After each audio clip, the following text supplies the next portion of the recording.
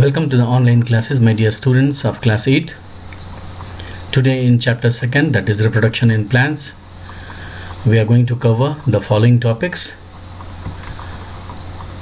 sexual reproduction in plants. Under this, we'll be discussing about parts of a flower, pollination, types of pollination, and agents of pollination. So first, let us start with the parts of flower. You have been studying about the parts of a flower right from class 4 or 5. These are the reproductive parts or reproductive organs of a plant. They bear male and female reproductive cells, and when they fuse together, so after the fusion they produce seeds, and these are the seeds which germinate to produce a new plant. So let us start with this reproductive organ, that is flower. So look at this diagram.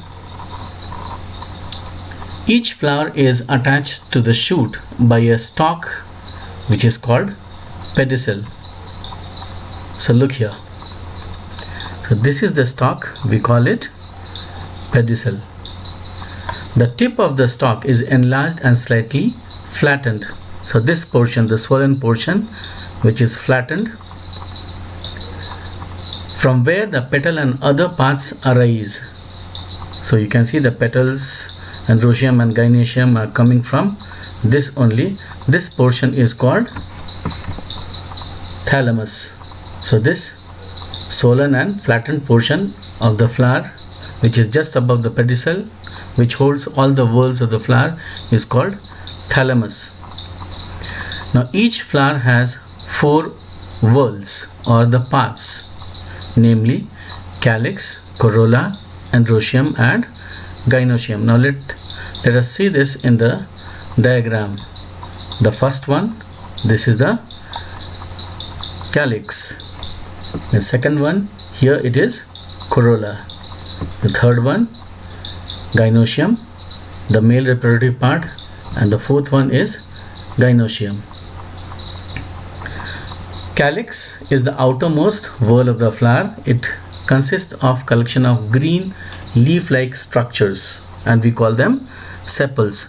So here you can see the unit is sepal, but collectively we call it calyx.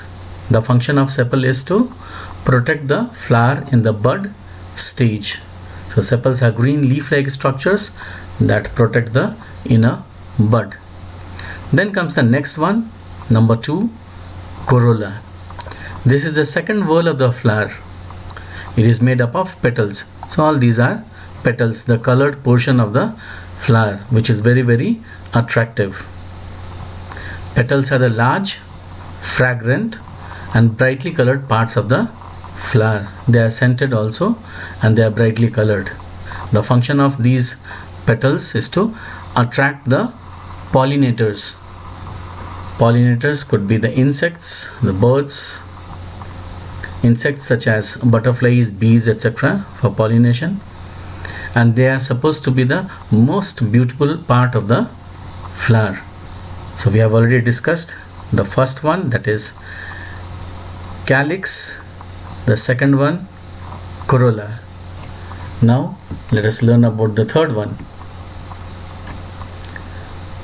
that is androecium, and the unit is stamen. This is the third whorl or the third part of the flower.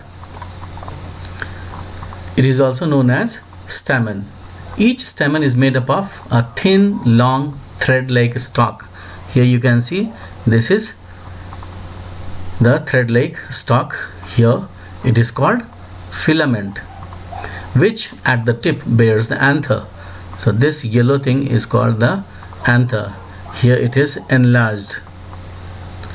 Now if you cut this anther, you will find these pollen sacs. There are 4, 1, 2, 3 and 4 pollen sacs, which produces pollen grains. So inside this you have got the pollen grains, and these pollen grains, they contain male reproductive cells, or we can also call them male gametes.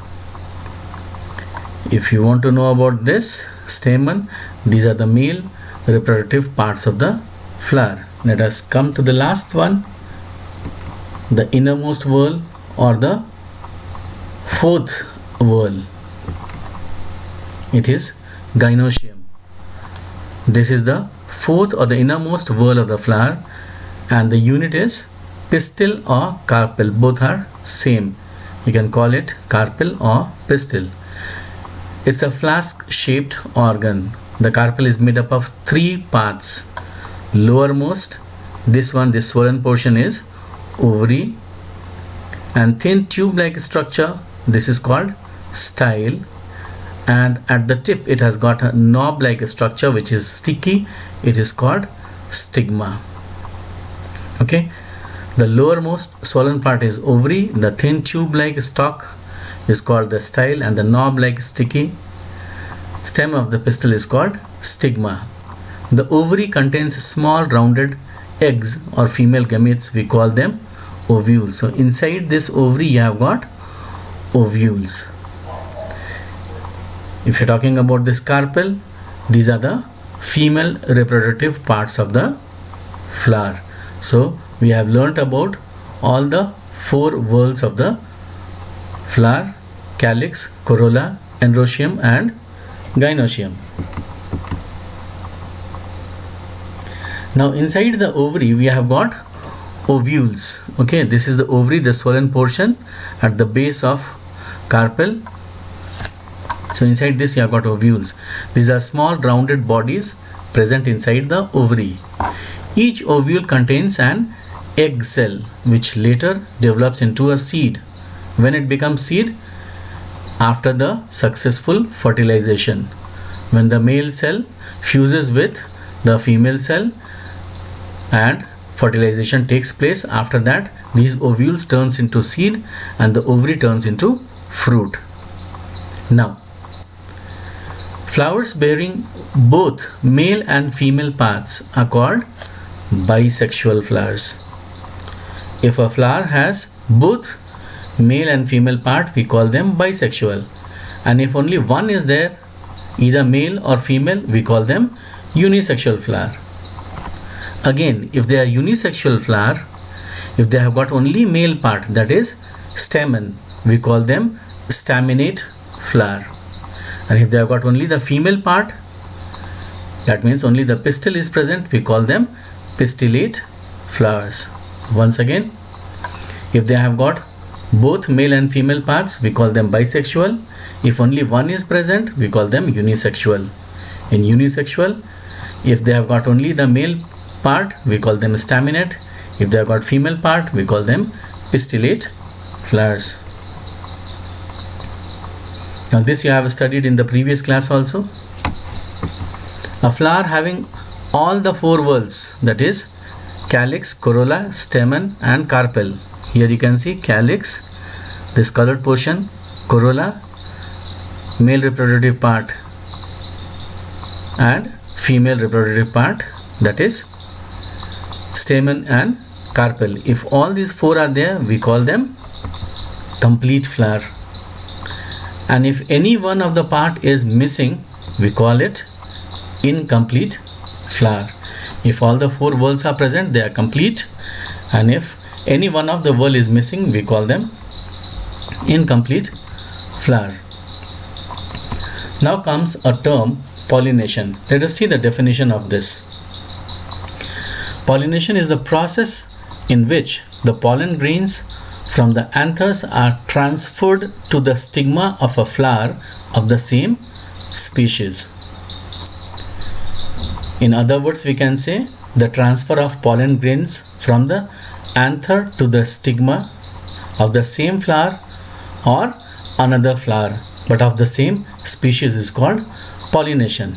So here in the diagram you can see it is labeled as 1, 2, 3.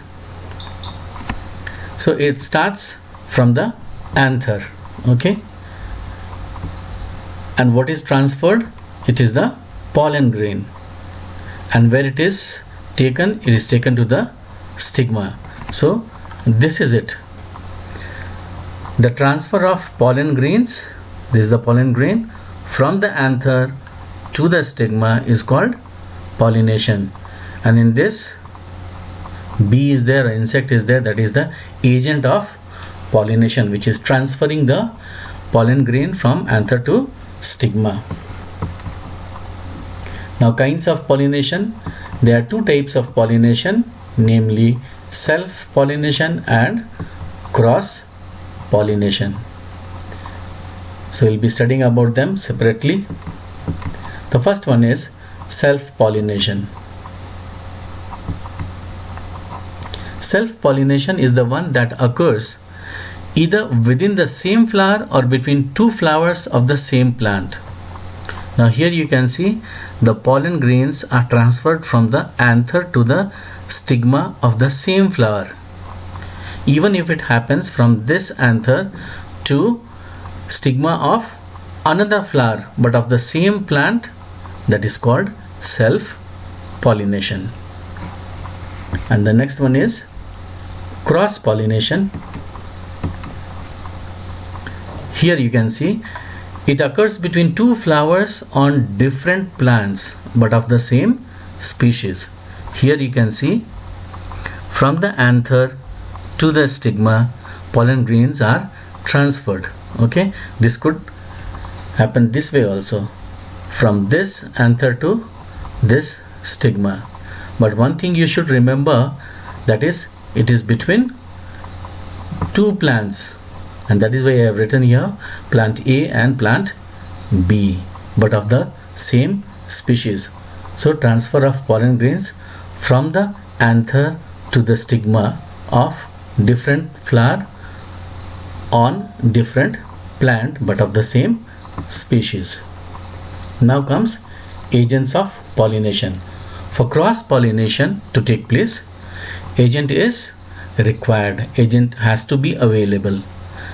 The pollen grains are transferred from anther to the stigma through various agents of pollination, and these are, in some books you will find 4. I'll tell you how. Insects and animals. So if you include animals separately, there are 4, otherwise 3.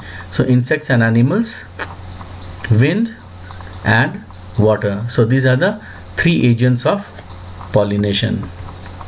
So let us start with the insects.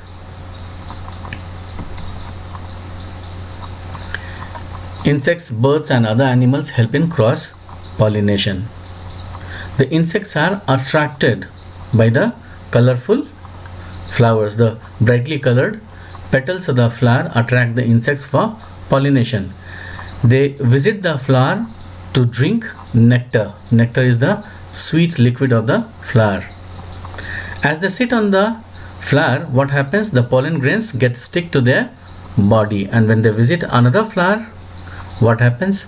These pollen grains get rubbed off from their bodies and it is transferred to the stigma of another flower, and pollination takes place. Cross pollination takes place.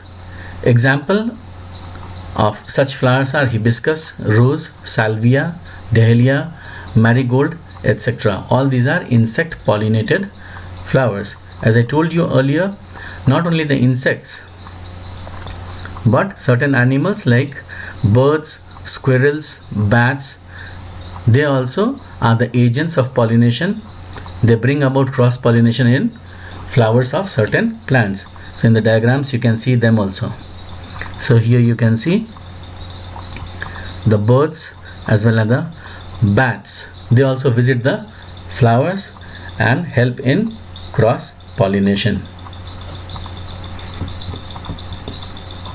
After this, we have got another agent, that is wind. So pollination by wind. Here the flowers are not attractive. They are very small and they may have small petals or no petals.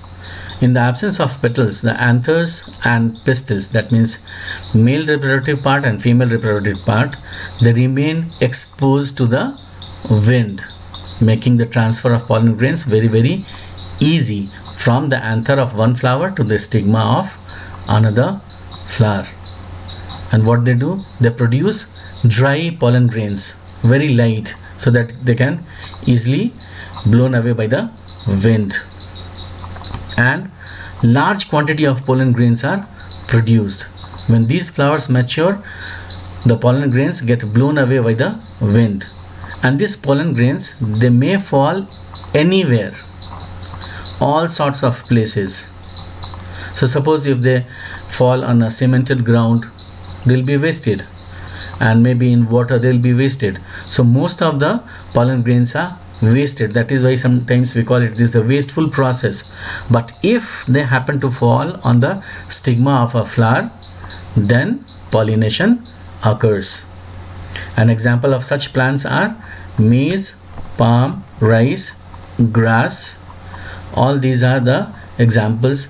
They are pollinated by wind. So here in the diagrams you can see the maize, wheat, etc., which are pollinated by wind. The last one is pollination by water. So it happens in the aquatic plants. When water acts as an agent to transfer the pollen grains, we call it water pollination.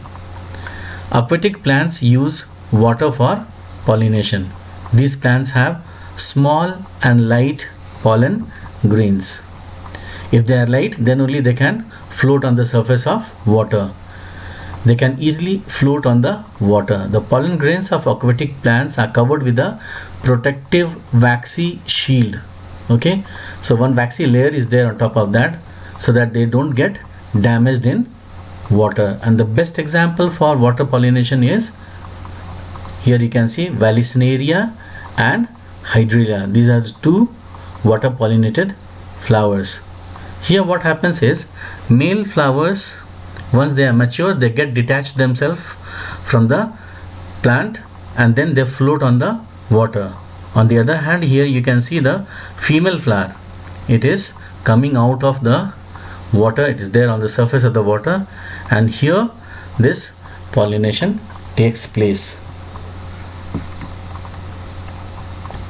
One more piece of information is there for you. Lotus and Trapa, in Hindi we call it Singhara. These are also aquatic plants, but their flowers are exposed to air, and these are pollinated by insects and not by water. So don't get confused, because lotus is an aquatic plant and same as Trapa. So they are not pollinated by water, but they are pollinated by insects. With this, we have come to the end of this video. So let's stay home, let's stay safe, and have a great day. Thank you.